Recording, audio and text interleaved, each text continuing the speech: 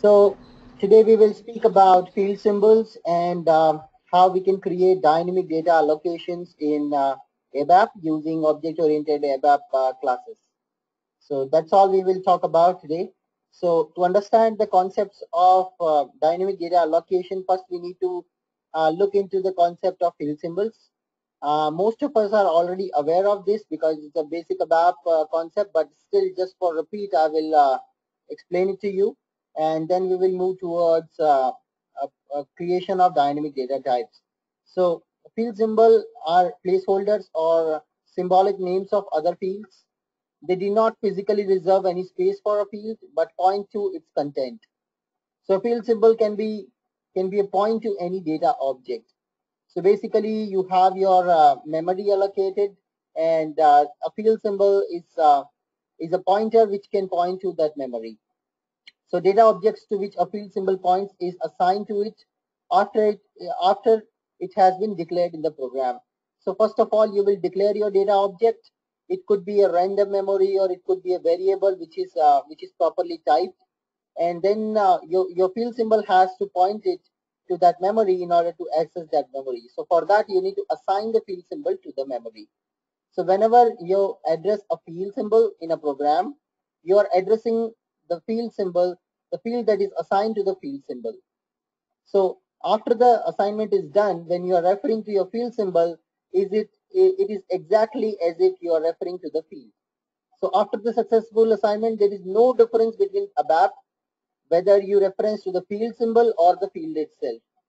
So they both becomes a kind of access point to you to access that memory, whether it's a variable or the field symbol which is assigned to the variable. So you must assign a field symbol to each field symbol before you can address it later in the program. So the assignment is very important. When you declare your data variables, whether it's properly typed or not typed, your field symbol has to be assigned before you access that using field symbol. So field symbols are similar to dereferenced pointers in C. That is pointer to which the content operator star is applied. However, the only real equivalent of pointers in ABAP, that is variable that contains a memory address, is the field symbol. So the pointer concept, if you talk about, that's actually the field symbol in here. Now you can see in the picture there's a memory which is allocated by data statement, and there's a field symbol. So after I do assign this memory to the field symbol is going to point this memory. And now you can use this field symbol to change the memory data, to change the data which is there on the memory. So what are all the advantages? Why do we use field symbols? That's a more important question here. Why can't I just directly use the variable name? Instead, why do I prefer to go with the field symbol? The advantages are we directly deal with the memory as far as field symbol is concerned. So it will be effective, especially when we have to change the data without any additional variable. So I'll show you a small example wherein we will create an internal table and we'll try to change the data into internal table. We'll see how it can be done with the work area, and we will see how it will be done with the field symbol more efficiently. Another advantage is when we do not know the type of the data which we want to access. For an example, you are running a program wherein you need to declare an internal table, and the type of internal table is not known until runtime. So at design time, you don't know what will be the type. Will it be VBAP? Will it be VBAC? Or will it be MARA? What will be the exact type? You don't know the type of the internal table you want to declare, and the type will be known at runtime. So you, based on user actions, you will be deriving the type, and that time you need to declare an internal table using that type. So at runtime, you will be knowing the data type of the variable. At design time, you will not be knowing. So to declare such variables like internal tables, structures, or variables which can point to dynamic memory, we need the field symbols. The third main advantage is dynamic data allocation. That also we are gonna see today. Both approaches, the basic ABAP approach for declaring data dynamically, and object oriented ABAP approach for declaring data dynamically. So the field symbol is gonna play a very important role there to point to your dynamic memory. The syntax to declare field symbol is field hyphen symbols. then you have to enclose the field symbol name into stereo sign, type, or structure, and the data type for which you want to create a field symbol. So for field symbols, the angle brackets are part of syntax. So you can see here there's an angle bracket which is part of my syntax. So when I'm declaring field symbol, my field symbol name should be enclosed into angle brackets. So they identify the field symbol in the program code, and to assign the field symbol, we use assign statement.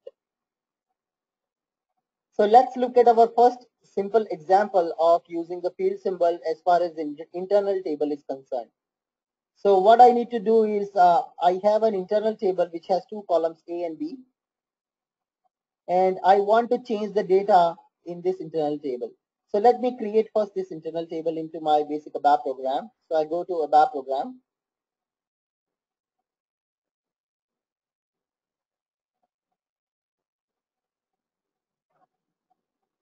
I click on create to create ABAP program.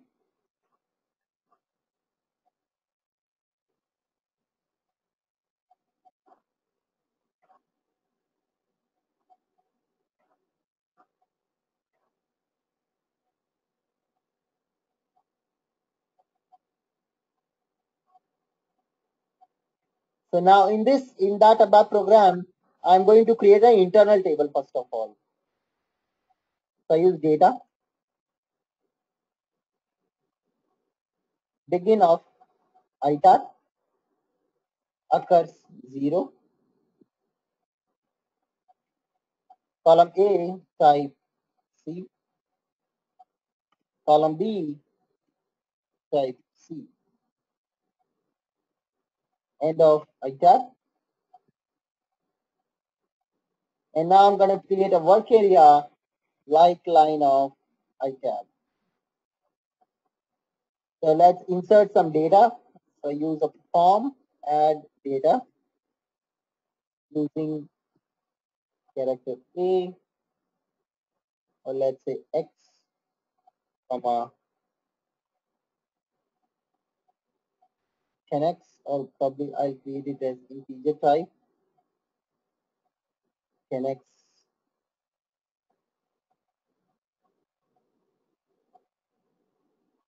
and 20Y. I add this perform as form, add data using P underscore A value, P underscore B value, and form work area hyphen A equals to P underscore A value, and work area hyphen B equals to P underscore B value. Now append this work area to internal table. That's the way two records will be appended. After that, I clear my work area. Now from here, the use of main thing starts. So you have an internal table which has two rows now, 10X and 20Y. Now my requirement is to change the cell B value with the value Z. So with the work area, how am I gonna do that?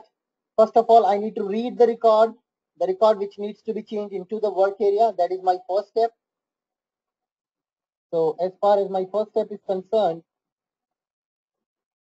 read data into work area which is subjected to change. So I read the data. So probably I read table itab into work area index 1. That's my first row. Sorry, index 2 I'll do because the data which I need to change is in the second row. In the next step, I need to change the data into work area.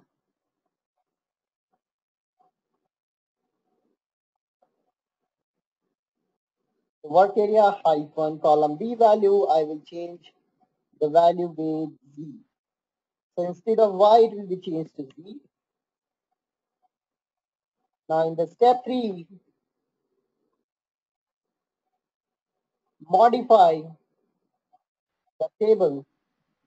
from work area, because work area contents are local contents. Now you need to modify your internal table. Modify table iTab from work area index,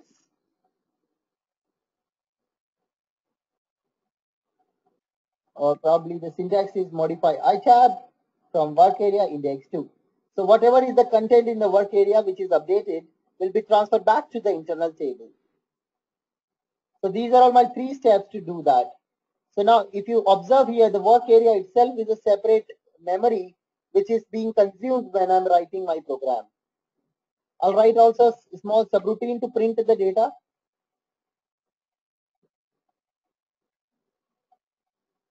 So write statement for edit,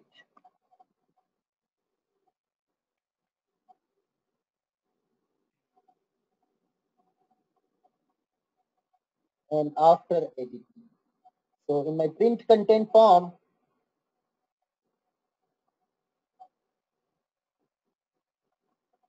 I'm gonna just print the content of internal table.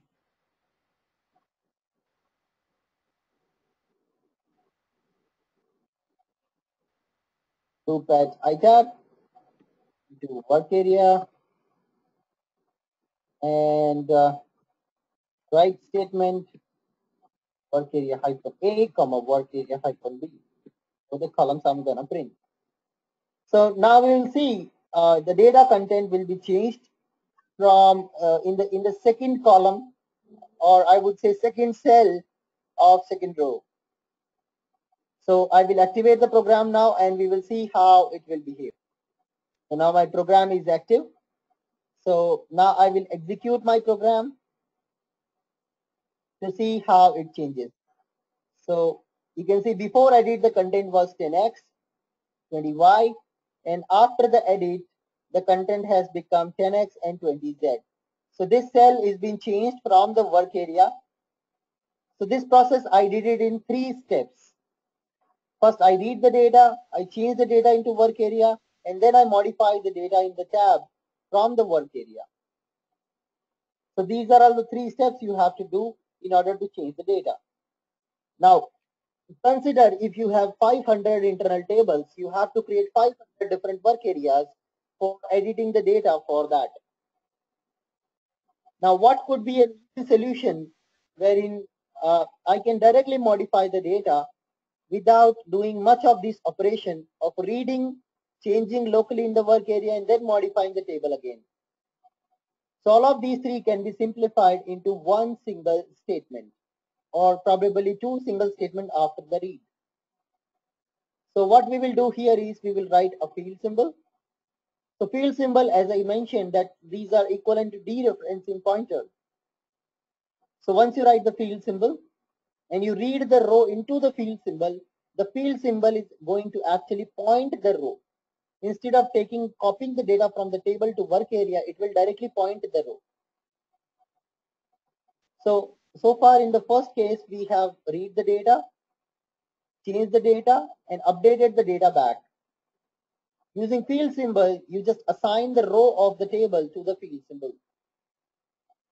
Once the assignment is done, it is as equivalent as if you are accessing the memory. So when you change the data in the field symbol, it will directly change it into your row. So you're directly pointing the memory. That is the power of field symbol. So you need not have to do additional assignment, additional modify statement need not be written to change the data into the table, since you are directly accessing the memory. So all of this can be changed to two statements. I'll just comment it out. And here we will write our code for field symbol. So first I'll declare a field symbol.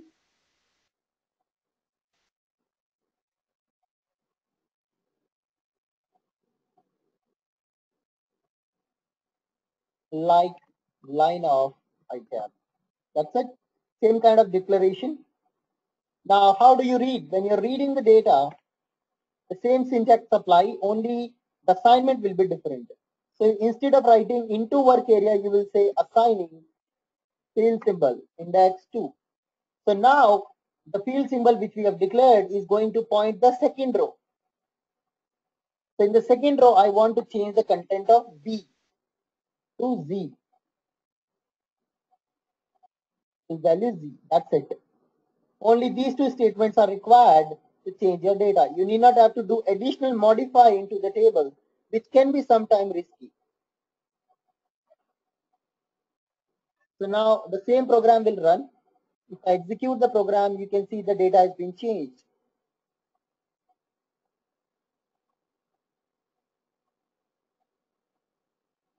But still, in the good program, it's not a good programming practice to use field symbols until or unless they are really required, because they may lead to dumps.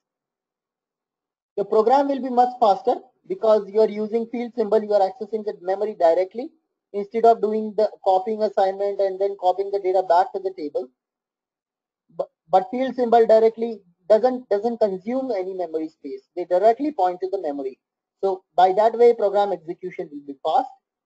But as far as the practice is concerned, it's not a good practice to use field symbols until or unless you really need them. Because if I forget to do the assignment, it will directly lead to a dump.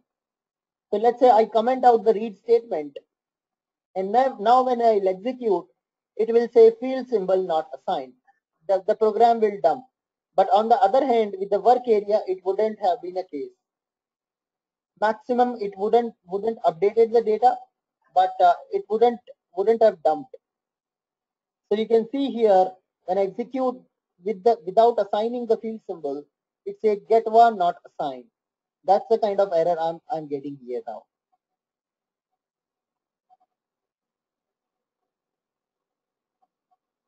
So it's not recommended to use field symbol every time. So now with that, on that note, we will move on to the next example, wherein we will see how to declare the data dynamically using ABAP. So this is a very important interview question as well. How do you create dynamic internal table in basic ABAP and using runtime type services? There are two questions. So there are two ways of creating internal table dynamically. So what is a dynamic internal table first of all? A concept of allocating the memory for the table whose structure is unknown. So you do not know the structure of the internal table which you want to create until runtime. So when you are executing your program, that time you'll get to know, okay, probably I want to create an internal table of this type of structure. Example, you've been asked to develop a utility program where user will provide a database table name. So user will provide you the database table name and you have to display the data of that table. So you have to display the data of that table and user will provide the name. So you are going to get the table name at runtime. So you cannot declare your internal table statically, because the syntax to declare internal table is data itab type table of, and here you need to give your structure name. So here you need to give your structure name.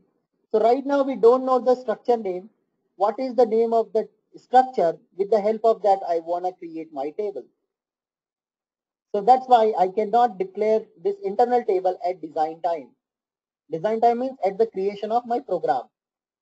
So I need to do some kind of magic to, to create the internal table at runtime so that it can hold the data which is coming from database layer.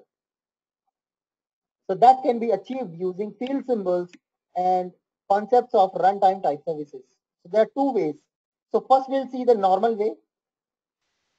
So let's take the same example. I have a parameter which I will create t underscore name, or I'll use tab name, type tab name. So here user will give you the table name and you need to dynamically display the content of that table to end user. So if I execute this program, you will see that a table name is asked. Now I need to enter the table name, let's say Mara. and I need to display the data of this table to the end user. User may also give LFA1 for vendor, ANA1 for customer. So I do not know the table name at design time. So I need to declare an internal table at runtime. So to do that, what we will do is we need to follow these steps. The first step is we need to declare a field symbol which can point to table. So how to declare a field symbol which can point to any type of table? So let's declare that fi field symbol any table type any table. This is the syntax to declare a field symbol which can point to any type of table in ABAP, whether it is typed or not typed, whether it is a structured table or not a structured table. Now, for any type of structure, we can use str type any. Then for any type of field, we can also use field type any. So that's my data declaration for field symbols. Now, and some memory objects using data. So data is a generic data type itself. So if you want to allocate the memory, you need to declare the data type using data keyword itself. So data, let's say dynamic memory, type ref2 data. So that's how you will create your data, type ref2 data. So this is a kind of dynamic memory allocation you are doing here. Now this memory will not be created until you write a special statement called create data. That we have to write. So now we need to allocate the memory of the table based on the name passed by user. So user will pass the name of the table into tab name parameter. So to declare the memory, we need to write a special statement. So in my step 1, declare all the symbols and dynamic memory. In my step 2, I need to allocate the memory based on table name passed by user. So user will pass the table name into tab name parameter. So how do I create the memory? Create data, dynamic memory, type table of the table name like this. So here the table name is my parameter that will be placed here dynamically, and it will allocate a dynamic memory which is capable of holding so much of data coming from this type of table. That's my step 2. Third, we need to assign this memory to the field symbol. So you can see in the picture that the table memory is created here. Now, in order to access this memory, you need to assign it to field symbol, because this is just a memory space. Until or unless you don't have a handle of this memory, you cannot access the data. So for that purpose, we need to assign it to the field symbol. So the third step is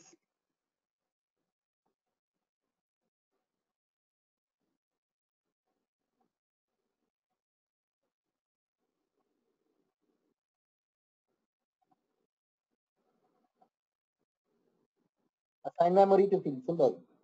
So how do we assign? Say we say assign the name of the memory star to any table. That's how you do assignment of dynamic memory to the internal table field symbol. So now this is the field symbol is equivalent to your internal table here. So whenever you want to refer an iTab, you actually refer to the field symbol only now. The fourth step, what we need to do now is select the data from database table and put that at memory using field symbol. So select star from my table name, that is tab name. So I'll probably select only 20 rows because I may have so many rows. I'll select only up to 20 rows into table and table. So this will select all my data from the dynamic table and place it to the memory space pointed by the field symbol. That's my step 4. Now my step 5, I need to read the data from dynamic memory using field symbols. So in order to understand data reading, we need to go back to the presentation and see how the data reading will be done. So you have a table memory which is composed of rows and columns. So field symbols of any table type is pointing to this table memory. Now my purpose is I want to access a particular cell. So first of all, I need to assign a row of this table to my line field symbol, which is a structure field symbol. So one of the row I will assign from the table to the structure. So how do we do it? That's pretty simple. You just do a loop over internal table and assign to the structure, same way. So from this dynamic internal table to the dynamic structure, we need to assign it. So first is loop at internal table, which is your any table, assigning to structure. So now one by one row will be assigned. So it will, let's say, have 20 rows. So first row in the first loop path will be assigned to the structure type, structure field symbol, which can point to any type of line. Now within this loop, one structure is composed of so many fields. Let's say if I say Mara structure, it has material number, material group type, material plant, all this information. So one line is composed of so many fields. It's a collection of fields. So each field you need to assign one by one to the field symbol which is pointing to a field. And how do we know how many fields are available? We don't know in which structure how many fields will be there, because every time this structure length will be different. The number of fields based on data type will be different. So for that we'll write an infinite while loop to keep on looping through the fields until and unless we reach till the end of the fields. So how do we do it? We'll write an infinite while statement, while 1 equals to 1. And in here we will try to assign component psi-index. It's a system variable for loop counter. Assign component psi-index of structure str to my field. So in first loop pass, the first component of the structure, which is the first field, will be assigned to this field symbol field. In next loop pass, the next particular field will be assigned to this field symbol, which is pointing to the field, and so on. So when the assignment is not successful, so if sub RC is 0, not equal to 0. So if let's say there are two fields, so after the second loop pass, in the third loop pass, this assignment will fail. That time sub RC value will not be equal to 0. So I will exit out of this infinite while loop. And below this, I will print the value. So I'll write a write statement to print the field value. And after this loop is done, infinite while loop, I'll come out of it. One line is completed. So I'll enter a blank line. I insert a line. So the next row will be printed in the next line. That's it. My job is done. Now, as we have seen that we have allocated table memory, the field symbol is pointing to it. I will read the row of this table into a row type field symbol, and then I will access the components uh, of this structure, or I will access one by one field into infinite while loop until the assignment is happening. So that's a purely dynamic program, and now I execute it. I will give the name of table as Mara, or let's say I'll give it as KNA1 for customer master. Oops, it dumps. So it cannot find the KNA1 as the data type. So probably that's not a correct table in my system right now. I go to SE38 again, execute the program with a different data type. I use SCAR. SCAR is a data type for flight details, all the airline codes. Yes, you can see it has retrieved the data from SCAR table and showing me all the airline codes. I go back and change it to SPFLI. Show me the debugging mode of this 5-step mapping. Okay. The question?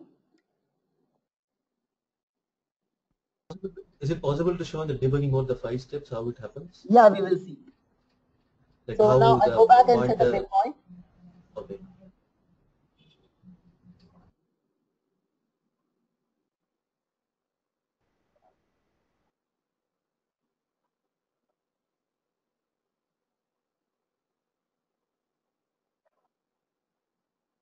And execute this.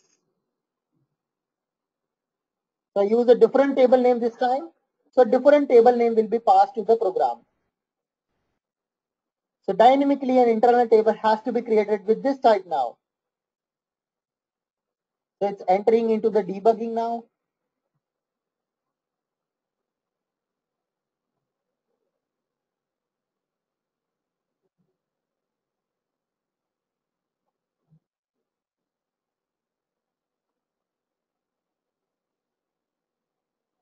You can see here the table name is SPFLI. That's my dynamic memory. Right now it is initial. As soon as the create data statement will be executed, I will have the memory created. You can see now it has acquired the table memory, and since my SPFLI table has 16 columns, it has acquired 16 columns. So this dynamic memory is exactly equivalent to my table now. But in order to access this memory, I need to use the field symbol. So when I double click on the field symbol, you can see field symbol is not yet assigned. When I do F6, the field symbol assignment is done. Now when I double click, I can see it is pointing to that dynamic memory. So field symbol is the only way to point to that dynamic memory. It's a handle of that memory. Now it selects 20 rows from the table. Since there are not at all 20 rows, only 15 rows are available. Those 15 rows are selected. Now in the first loop pass, it will take the field symbol from the table and assign the first component of the table. The component of the table is a row. So it has taken the first row of the table. You can see that's my first row of the table. And now within this, it will start looping through this row or the cells which you have and print one by one cell value on the screen using infinite while loop. So it enters into infinite while loop. Assign index value is 1 right now. So it will assign the first component of the structure, which is my first field, to this field symbol field. So my first field is the client field. You can see it has taken the value as 001. Now it prints the value, goes to the next loop pass. Now the psi index value is 2. It takes the second component. The value is carrier ID, which is American Airlines AA. and it will be keep on assigning the components like this until it reaches to the end of structure. So until it reaches to the last field. So the last value of SciIndex will tell me what is the value of my last field. So there are 17 fields. Sorry, there are 16 fields. So when the SciIndex value is 17, there is no component which can be assigned now. So it comes to the exit of while loop. So that's my first row end. So it comes out of while loop, prints a new line, and then it reads the second row and does the same thing for second row as well. So it shows all the content of SPFLI table to me on the screen.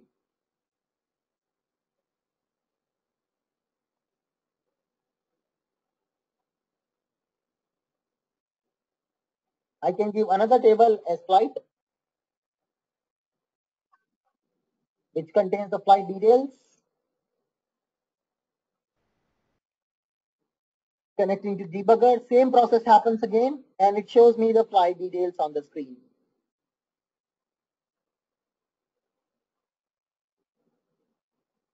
So that is your dynamic internal table.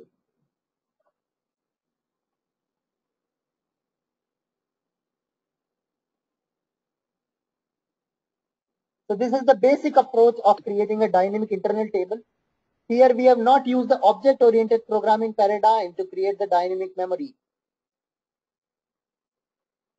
So now we will change this program to object-oriented approach, wherein we can create the dynamic memory using object-oriented approach. For that, what we use is we use ABAP runtime type services. What is ABAP runtime type services? Runtime type services are nothing but set of classes, standard classes provided by OOPS ABAP objects to us. Why they are used? These classes allows you to get the definition of variables or create them during program execution. So you can create any type of variable, whether it's a structure, table, or a single variable based on the types you need at runtime. That's why the name is runtime type services. So RTTS is made up of two components. One is RTTI and RTTC. First is the runtime type identification, which is used to get the definition of existing variable or existing types. For an example, I give a structure name, which is like in this case, I'm giving in the parameter. So I need to first identify the type using runtime type identification class, and then runtime type creation. I need to do it using create data statement. And this time I will use a new keyword called type handle. So RTTI and RTTC may be called using method CL underscore ABAP underscore star descriptor. Star means here you will give your type class name. If it is related to structure, so it will be structure description. If it is related to table, it will be table descriptor class. So now whatever example we did here, we will try to change it using runtime type services classes. So to do this, what you need to do here is you need not have to create this dynamic memory type ref2 data. That is not required. So I'll just move this program down. I'll copy the program and we'll try to do it using runtime type services. The first thing which will change here is the data declaration need not be done. It should be a declaration of runtime type identification class. So first I need to use LO structure, type ref2 CL underscore ABAP underscore. Now I wanted to create a structure object first of all. So it should be structure definition, STR. So it should be the structure descriptor class which I need to refer it to. So CL underscore ABAP underscore structure descriptor. Next I want to create a table descriptor. So I'm basically creating a handle of runtime type service classes. So instead of structure descriptor, now I will use table descriptor.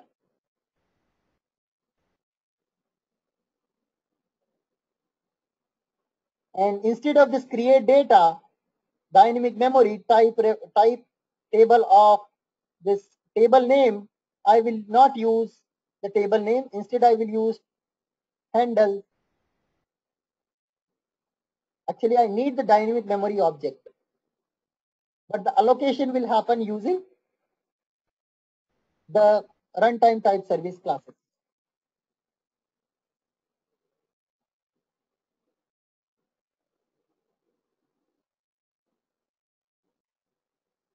So create data dynamic table.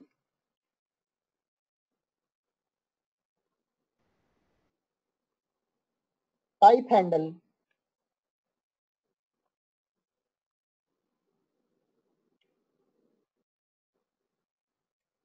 The table descriptor class object.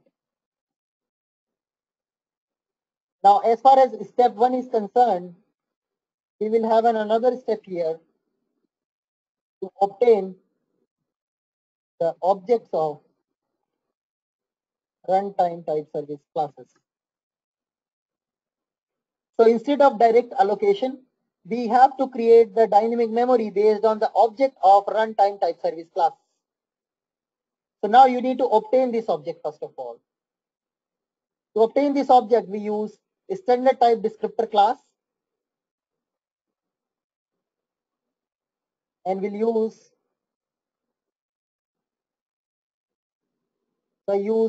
standard type descriptor class and say create.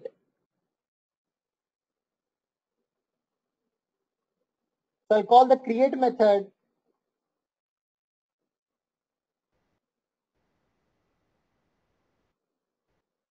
or I'll use describe by name method. So in this I need to pass my structure name for which it will dynamically create an object which is referring to dynamic type. So p name is my structure name, that is basically my table name passed from above.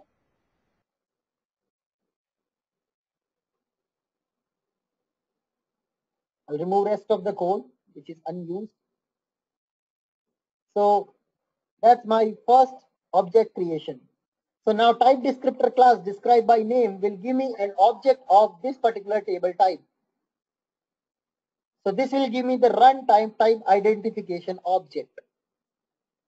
Now if you'll see what is the returning type of this, the returning type of this is CL underscore ABAP underscore type descriptor. You can see returning value P underscore descriptor reference. So this particular method will return me a type CL underscore ABAP underscore type descriptor.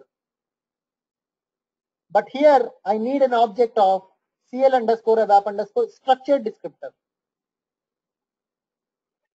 But it is giving me the base class object. So now if you remember in the basic concepts, we have written that when you want to get an object of child class from the super class object, you need to typecast it. So if I go to structured descriptor class, you can see it has a parent class as complex descriptor. And when I go to the parent class, it has the parent class as data descriptor. And on top of that, you have the type descriptor as the base class. So your structured descriptor class is actually somehow a child class of type descriptor class. So right now you will get the object of this type descriptor class, but you need to typecast the object to the structured descriptor class. So when you want to typecast a base class object to child class, it's a widening cast concept. So in order to bring this object, you need to use widening cast question mark equals to. So whatever object it is giving, it's a type descriptor. You have typecasted it to the structured descriptor. Now using table descriptor class, you can create the memory for table. You can create a handle for table descriptor. So when I create this, the line type, I will pass the structure object.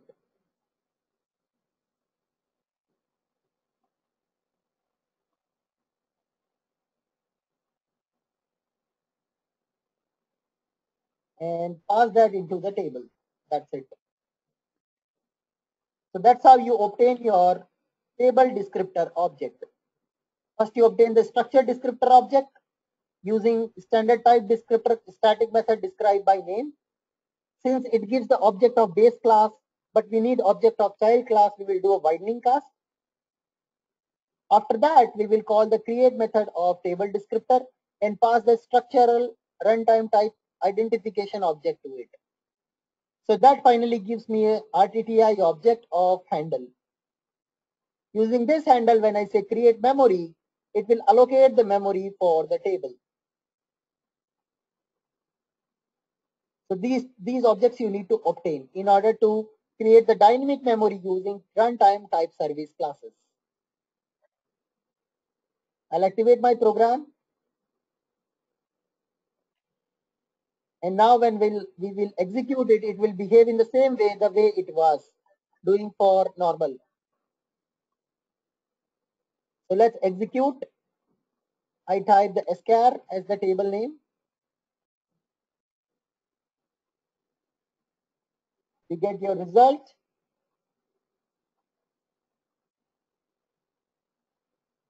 I type S flight. You get the flight data.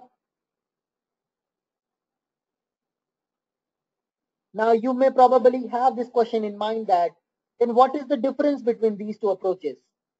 Because earlier approach was looking more simpler. You have directly put the type table of, and in the braces you put the table name. But here I have to do additional processing to bring these structures, to bring these objects, and a lot of typecasting. The main difference is using of object-oriented approach. You are using an object-oriented approach to get the objects. And these objects will be responsible for creating the dynamic memory. That is first difference. Another difference is this kind of case wherein you will get the table name at runtime. It is simpler in the old approach, wherein you can directly say type table of, and in the bracket you will pass the table name. It is simple. But when you get a table which has the components, let's say I get an internal table which has the components like columns which I need to create, that time the old approach will not work. So let's say I get a table of metadata wherein I have the information about columns which needs to be created. So that time I will not be able to create that using the old approach. I have to use runtime type services to create the object of that table.